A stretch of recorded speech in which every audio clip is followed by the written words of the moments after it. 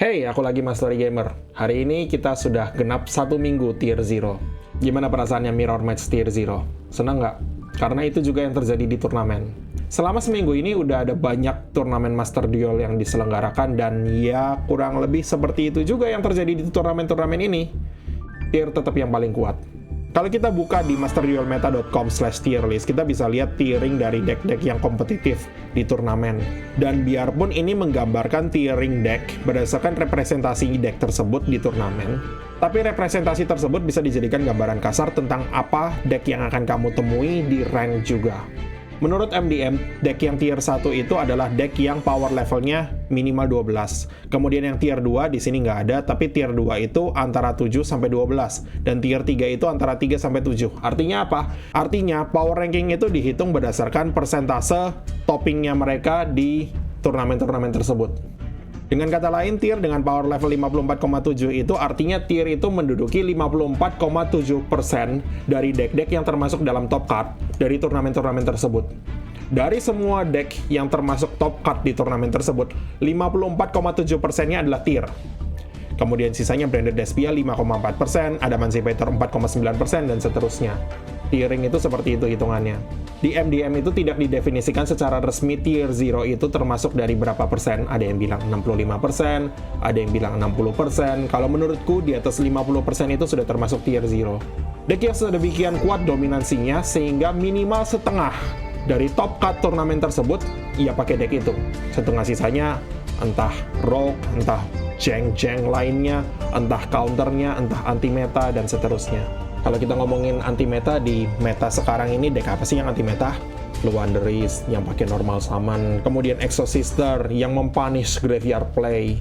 Sisanya 4 deck yang masih termasuk tier itu adalah Branded Despia, Tenyi Sword Soul, Sprite, kita tahu Sprite baru keluar belum lama, Adaman itu Block Dragon masih ada 1, plus dia dapat buff Ishizu, kemudian di pack ini juga dapat buff Furnace Sylph. Ya, oh dan kamu tahu yang paling ngeri itu apa? Adamancipator sekarang bisa Barrier Statue Turbo pakai Furnace Sylph. Ya, kamu pikir Fluanderis Nuts itu ngeselin dengan Barrier Statue-nya? Adamancipator akan lebih ngeselin.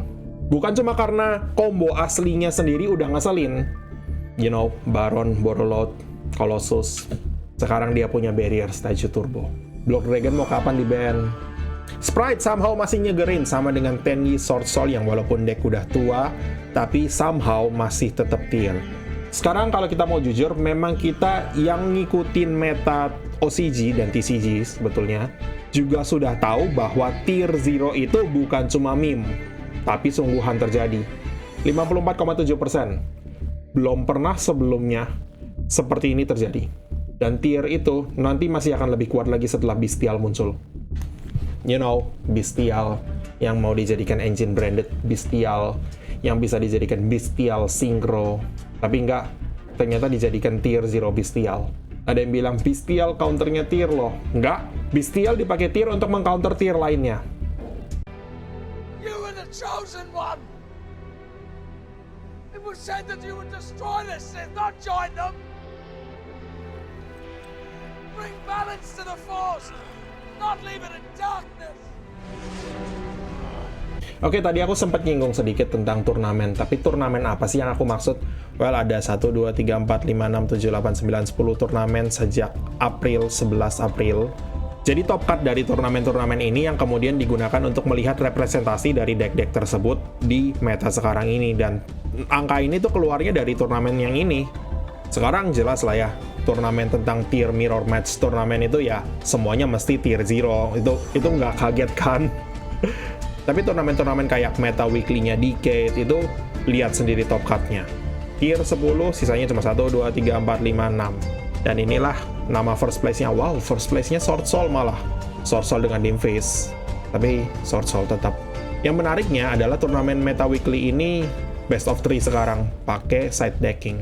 Jadi ini akan sedikit mengubah paradigma deck building. Karena kita tahu rank di Master Duel itu best of 1. Sementara kalau kita ngambil decknya ngopi dari list di turnamen ini, itu kan deck ini dibuat dengan paradigma best of 3. Artinya ada beberapa kartu side deck yang harus dimasukin langsung ke main deck. Kalau kita mau main di rank secara efektif, karena kamu kan nggak selalu go first. Terutama kalau kayak aku yang kalah terus coin toss-nya. Bahkan Labyrinth aja, deck yang biasanya nggak bawa D-Shifter, nggak bawa DD Ground, sekarang terpaksa bawa cuma untuk floodgating tier. You know, Soul Drain, kayak kemarin aku di floodgate di stream. Makasih loh ngomong-ngomong. Dan kalau semuanya gagal, ya silakan normal summon Robina. Apa susahnya sih? Ada alasannya kenapa Flu itu masih tier 3 di meta sekarang. Karena dia bisa maining D-Shifter, dia bisa maining Dim Fist, nggak peduli sama sekali. Evenly untuk kalau Go Second, ini masih sangat kuat dan sangat konsisten. Walaupun barrier statue dipotong, walaupun map cuma satu. Ada beberapa turnamen lain yang kecil-kecil. Main Phase 2, nomor 22, nomor 23, dan nomor 24. Itu cuma turnamen kecil aja. Beberapa turnamen kecil lainnya kayak Factory Cup yang isinya cuma Sprite Frog, Tier. Wow, ini lebih sehat sih. Walaupun kalau di total semua tetap aja Tier 0. Tapi somehow di sini tuh yang meta Sprite, Tier nomor 2. Kok Tier nggak nomor 1? Kamu kalah sama End of Anubis-nya kali. Dalam kondisi tier 0 seperti ini, semua hard counternya, semua silver bulletnya untuk tier akan dipakai sama semua deck yang bisa pakai itu. Cuma supaya mereka bisa bersaing sama tier 0. Dan aku rasa tanpa floodgate, deck-deck tersebut yang bukan tier, itu akan sangat kesusahan jauh menghadapi tier. Master Duel France Triple Tactics ini metanya sedikit unik, karena kamu bisa bawa 2-3 deck. Jadi di sini nggak semuanya tier 0. Terpaksa kalau kamu mau bawa satu tier 0, yang satunya nggak boleh, ya kan? Tapi kalau kita mau ngomongin turnamen online yang betul-betul gede, salah satunya ya ini, Meta Championship Series. Ini kayak season finale dari Meta Weekly-nya Decade. Ini invitational only, cuma mereka-mereka yang pernah menang turnamen sebelumnya dan seperti yang kita bisa harapkan, tier 0, 75% tepat. Selain tier itu cuma Branded Despia, Flu, Magnite, dan Sword Soul. Sekarang nggak kaget kita Branded Despia dan Sword Soul itu akan tetap kuat. Bahkan di OCG pun, mereka berdua ini masih rogue, somehow. Branded Fusion di limit loh di OCG. Dan inilah decklist dari pemenang Meta Championship Series keempat. Itu listnya kalau mau dilihat. Kalau mau dibuat seperti itu listnya.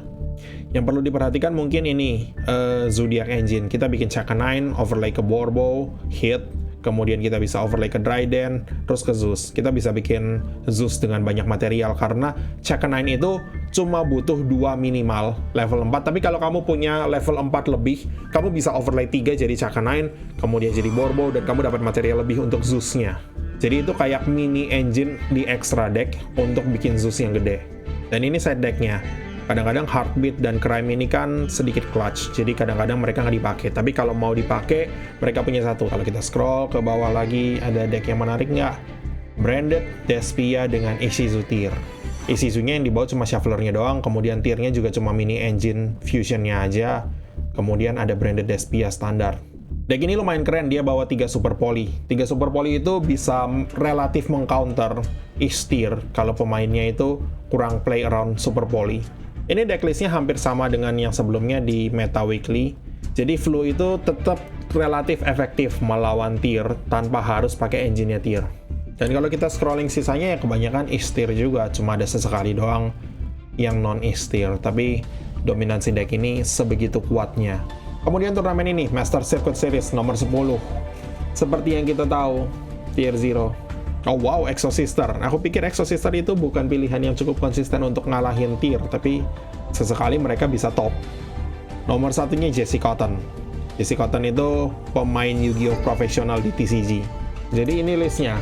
Kalau kamu cuma mau ngopi satu list dari pemain profesional, kamu nggak tahu mau ngambil yang mana, ambil aja ini. Dia bawa Gigantic Sprite, bawa Dugares juga. Yap, Fluandres lagi. Main burung lagi. Ini deck pertama mungkin yang bisa dibilang bisa bermain di our turn. Atau dengan kata lain, bisa dibilang Fluandris itu adalah prototype dari Tearlaments. Oh itu sedikit menakutkan ya.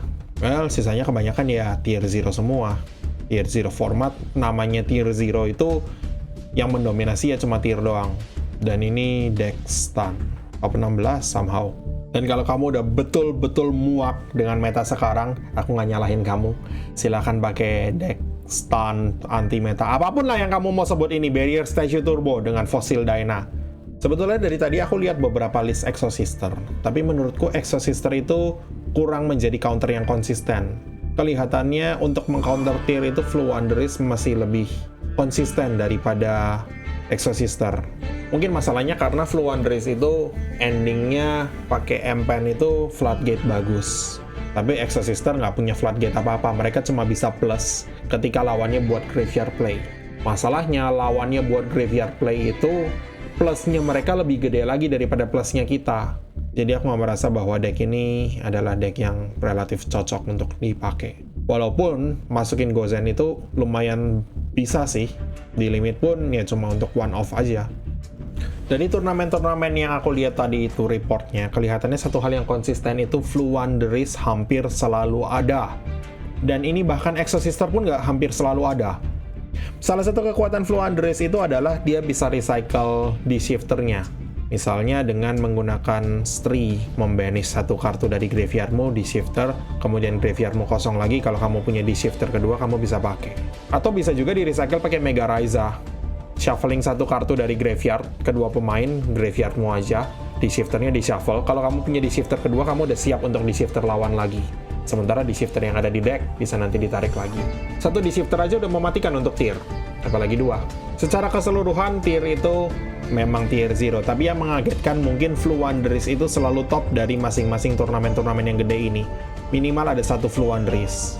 Floowandereeze nuts memang masih nuts, karena bisa main pakai Graveyard Hate di shifter, Dimfist, recycle di shifter juga bisa. Kalau kamu benci dengan tier 0, tapi kamu nggak mau pakai tier 0, Floowandereeze itu pertaruhanmu yang paling bagus. Bawa floodgate yang banyak, bawa di shifter, bawa Dimfist, bawa semua di bawah udah. Sementara untuk teman-teman yang nggak suka dengan meta macam ini, aku saranin ayo main OCG aja. Pensiun dulu Master Duel-nya, kita main OCG aja.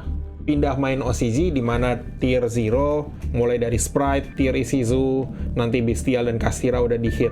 Itu untuk teman-teman yang lelah jiwanya, main tier 0 Mirror. Dan untuk teman-teman yang sedih hatinya, di Chain Hafnis terus. Alternatifnya pakai tier 0, mirrornya kadang-kadang cukup interaktif sebelum salah satu pemain bikin Abyss Dweller.